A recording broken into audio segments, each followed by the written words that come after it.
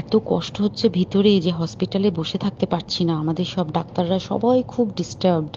আজকে তো ওপিডি বন্ধ রাখা হয়েছে। তোরা জানিস সমস্ত ঘটনা শুনলাম, যা যা মানে সত্যিকারের ঘটনা, যেটা আরজি করের ভিতরের যে ডাক্তার তারা তাদের বন্ধু বান্ধব মারফত এটা ছড়িয়ে মানে এসছে আমাদের কাছে। অ্যাকচুয়ালি যেটা ঘটেছে সেটা হচ্ছে, আমি শুনে তো মানে বিশ্বাস করতেও নিজেকে কেমন লাগছে রে। প্রত্যেকটা আমাদের ওয়েস্ট বেঙ্গলের প্রত্যেকটা মেডিকেল কলেজে, বিশেষ করে কলকাতার সরকারি মেডিকেল কলেজগুলোর প্রিন্সিপালরা, ডিপার্টমেন্টাল হেডরা, প্রিন্সিপালরা বিশেষ করে, তারা পাশ করানোর জন্য স্টুডেন্টদের কাছে রীতিমতো টাকা নেয়। যেসব স্টুডেন্টরা, ইন্টার্নরা, পিজিটিরা যারা ভালো করে ক্লাস করে না বা থিসিস তারা জমা দেবে, পিজিতে তো থিসিস জমা দিতে হয়, তো যারা MBBS final year final pass করবে না সাপ্লি পাইয়ে দেবে, ইন্টার্নের কমপ্লিশন দেবে না, ইন্টার্ন হওয়ার পর কমপ্লিশন না দিলে তারা রেজিস্ট্রেশন নাম্বার পাবে না, এই সমস্ত ভয় দেখিয়ে টাকা পয়সা নেয়। সমস্ত জায়গাতেই এটা আছে। এর মধ্যে সব থেকে নিকৃষ্টের থেকেও নিকৃষ্টতম হচ্ছে সন্দীপ ঘোষ, প্রিন্সিপাল, যে তোর আমাদের কি বলে আরজি কর মেডিকেল কলেজে।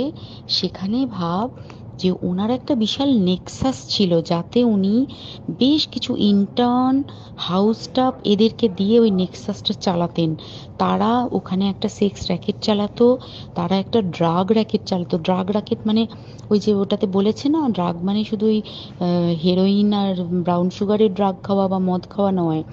ড্রাগ মানে হচ্ছে যে কম দামি, কম টাকায় যে ওষুধ পাওয়া যায়, যে ওষুধ, ওষুধ না জল ভগবান জানে, সেই ওষুধের মানে কোটি কোটি টাকায় যে টেন্ডার বেরোতো, সেই ওষুধ নিয়ে ওষুধ কোম্পানিগুলোর কাছ থেকে কোটি কোটি টাকা, সেই সমস্ত টাকার একটা বড় অংশ যেত পার্টি ফান্ডে, বুঝতেই পারছিস তাহলে। সেই জন্য পার্টির একদমই কাছের উনি, পার্টির মানে একদম খোদ মানে ওপর লেভেলের একদম আসল জায়গাকার কাছে। তো এবার উনি এই যে নেক্সাসটা চালাতেন, তাতে রীতিমতো কোন ইন্টার্নকে উনি পাশ করাবেন, কোন পিজিটিকে উনি থিসিস কমপ্লিট করাবেন, সেগুলো সব ভয় দেখিয়ে টাকা নিতেন। আর তার হয়ে কাজ করতো ওই ইন্টার্ন হাউস স্টাফের একটা পুরো বড় নেক্সাস। এবার এই মেয়েটির, যে পিজিটি মেয়েটি অত্যন্ত ভালো, সে তার থিসিসটা কমপ্লিট করাবে না বলে হুমকি দিচ্ছিল। সে এটা জানতে পেরে গিয়ে বলেছিল যে আমি এরকম কোনোভাবেই মেনে নেব না, আমি এর এর বিরুদ্ধে আমি যাব এবং আমি এর বিরুদ্ধে সব ফাঁস করে দেবো। তখন তাকে রীতিমতো ধমক দেওয়া হচ্ছিল। এটা চলছিল লাস্ট 6 মান্থস ধরে। 6 মাস ধরে তাকে হুমকি দেওয়া, তার প্রতি মানে বেশি বেশি প্রথমের দিকে কি করছিল, অত্যাচার করছিল। মানে কিরকম, বেশি বেশি করে নাইট ডিউটি দিচ্ছে, at a stress 36 hours duty, বেশি বেশি করে নাইট, বেশি বেশি করে খাটানো, এবং এগুলো সব জানে ডিপার্টমেন্টাল হেড, চেস্টের যে ডিপার্টমেন্টাল হেড সেও জানে, সিনিয়র পিজিটিরা সবাই জানে। প্রিন্সিপালের নির্দেশেই হচ্ছে এবং ওনার নেক্সাসের ছেলেমেয়েরাই কাজ করছে।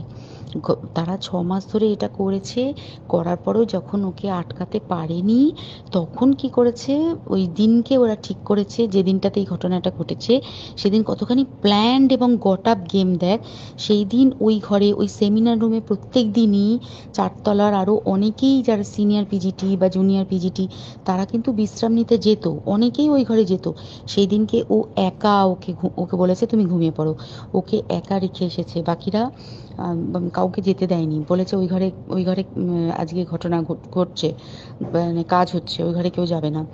ওই ঘরে সেই দিনকে ওর সাথে যখন খাওয়া দাওয়া করেছে বাকি 4 জন, সেই 4 জনের মধ্যে একটি মেয়ে পর্যন্ত ছিল। সে কিরকম মেয়ে চিন্তা কর, এরা ডাক্তার না জানোয়ার জানি না, আমি জানোয়ার বললেও জানোয়ারদের অপমান করা হয়, কারণ জানোয়ার সমাজে এরকম কাজ হয় না। তো ডাক্তার না কি আমি বলতে পারবো না। সেই ইন্টার্ন মেয়েটি আরেকটি ইন্টার্নের গার্লফ্রেন্ড। তো তার সাথে ওই পিজিটি মেয়েটির প্রচুর ঝগড়া হয়েছে। ঝগড়া হওয়ার পরে তারা তো হুমকি টুমকি দিয়ে চলে গেছে, দিয়ে তারা বলেছে তুমি ঘুমো। এবার ও তো আর জানে না, ভালো মনে শুতে এসেছে।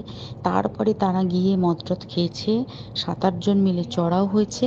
এবং তোরা জানিস যে প্রথমে তার হাত দুটোকে দুপাশে 2 জন ধরে রেখেছে, এবং সেই কাজে সেই মেয়েটিও সাহায্য করেছে, ইন্টার্ন মেয়েটি। 2 জন ওকে পা দুটোকে টেনে জরাসন্ধর মতো ছিঁড়ে ফেলেছে, মানে ছেঁড়ার মতো করে টেনেছে, যাতে পেলভিক বোন ভেঙেছে, গলার বোন ভেঙেছে। মানে কি বিপর্যস্ত মানে বিধ্বস্ত, কি নৃশংস অত্যাচার করেছে, ওকে উল্টো দিক করে শুইয়েছে, পিঠের ওপর দিয়ে বুট পরে হেঁটে গেছে, মাথাটাকে এমন থেঁতলেছে যে মানে স্কাল ফাল রাপচার হয়েছে। এই সমস্ত করার পরে শ্বাসরোধ করে তাকে মেরেছে। মেরে তারপরে আরো যেটা আরো ভয়ঙ্কর, যে একটা মৃত মানুষকে মিনিমাম ডিগনিটি দিতে জানে না, তারা নিচে এসে দেখেছে ওই সঞ্জয় তখন বসে মদ খাচ্ছিল অন্য আরো গ্রুপ ডি স্টাফদের সাথে। সঞ্জয় ছেলেটা হচ্ছে তার কাটা সঞ্জয় বলতো ওরা, ওকে বলে ফল গাই।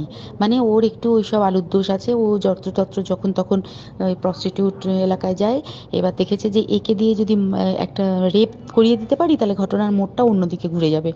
এইবার ওকে বলেছে, যা সেমিনার রুমে তোর জন্য রেখে এসেছি, যা তুই এবার গিয়ে কাজ করে দিয়ে আয়।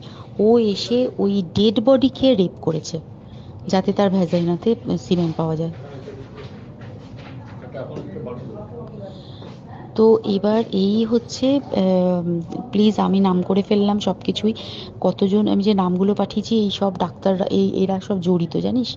কিন্তু কেউ কোনো প্রমাণ নেই, প্রমাণ লোপাটের জন্য সেদিনকে ওই ইন্টার্ন এবং ডাক্তাররা যে ওইখানের যে বাথরুমটাতে হাত পা ধুয়েছে, রক্ত ধুয়েছে, সেইটাকে সাত তাড়াতাড়ি প্রমাণ লোপাটের জন্য ওই দেওয়ালকে ভেঙে দিয়ে তার মানে ওই বাথরুমের জায়গাটাকেই ভাঙতে হচ্ছে ওদের। ওখানে নাকি ওরা রুম বানাবে, কালকে দেখেছিস তোরা খবরে।